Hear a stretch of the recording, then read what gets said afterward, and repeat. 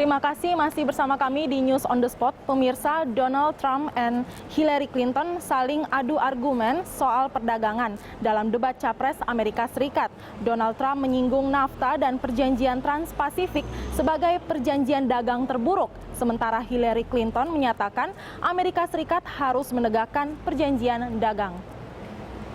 Well, you haven't done it in 30 years or 26 years. Well, I've been a senator, You Donald, haven't done it. And you haven't I have been a Secretary of State, and I have Your husband signed NAFTA, which was one of the worst things that ever happened to the manufacturing industry. That is your opinion. You go to New England, you go to Ohio, Pennsylvania, you go anywhere you want, Secretary Clinton, and you will see devastation where manufacturing is down 30, 40, sometimes 50%. NAFTA is the worst trade deal maybe ever signed anywhere, but certainly ever signed in this country. And now you want to approve Trans-Pacific Partnership. You were totally in favor of it. Then you heard what I was saying, how bad it is, and you said, I can't win that debate. But you know that if you did win, you would approve that, and that will be almost as bad as NAFTA. Nothing will ever top NAFTA. That is just not accurate. I was against it once it was finally negotiated and the terms were laid out. I wrote about that in... You called it the gold standard. Well, I hope... You called it the gold standard of trade deals. You said it's the finest deal you've ever seen. No. And then you heard what I said about it, and all of a sudden you were against it. Well, Donald, I know you live in your own reality, but that is not the facts. The facts are, I did say I hoped it would be a good deal, but when it was negotiated, which I was not responsible for, I concluded it wasn't. I wrote about that. So is it President Obama's fault? Is it President Obama's fault? Even announced. Look, there Secretary, is it President Obama's fault? There are because he's pushing it. There are different views about what's good for our country, our economy, and our leadership in the world.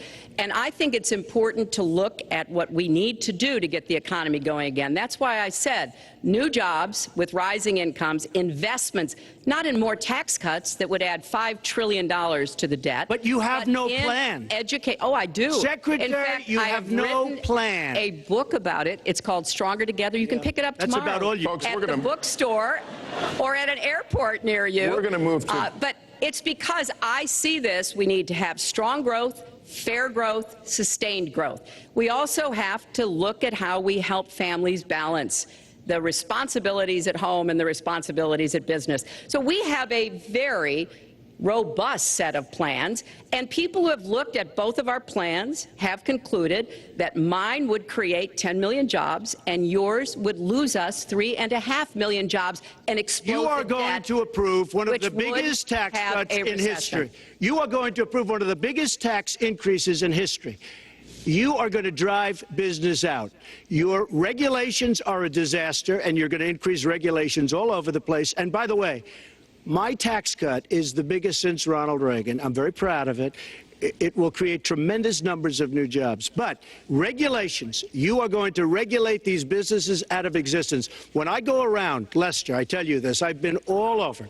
And when I go around, despite the tax cut, the things that business and people like the most is the fact that I'm cutting regulation. You have regulations on top of regulations, and new companies cannot form, and old companies are going out of business, and you want to increase the regulations and make them even worse. I'm going to cut regulations, but I'm going to cut taxes big league, and you're going to raise taxes big league. End of story. Let me get you to pause right there, because we're going to move into the next segment. We're going to talk taxes. That can't be left to stand. Please, just take 30 seconds. I kind of assumed that there would be a lot of these charges and claims. And so we have taken the homepage of my website, HillaryClinton.com, and we've turned it into a fact checker. So if you want to see in real time what the facts are, please go and take a look. And take a look at mine also, and you'll see. Not add a penny to the debt, and your plans would add $5 trillion to the debt. What I have proposed would cut regulations and streamline them for small businesses. What I have proposed would be paid for by raising taxes on the wealthy, because they have made all the gains in the economy, and I think it's time that the wealthy and corporations paid their fair share to support this Well, country. you just opened the next segment. Well, which is look, could I just finish? I think I should. I'm going to give go you a to her chance right website here. With the and new you take a look at her 15-minute website. segment, She's it's going on to the- raise taxes $1.3 trillion. Mr. Trump, and look at her website. You know what? It's no different than this. She's telling us how to fight ISIS. Just go to her website. She tells you how to fight ISIS on her website. I don't think General Douglas MacArthur would like that too much. The next segment, we're continuing the subject at least I have a plan to fight ISIS. No, you're telling the enemy everything you want to do. No, we're not. See, you're telling the enemy everything you want to do. No wonder you've been fighting. No wonder you've been fighting ISIS your entire adult life. Folks, Go to the fact checkers. Get to work. You are unpacking a lot.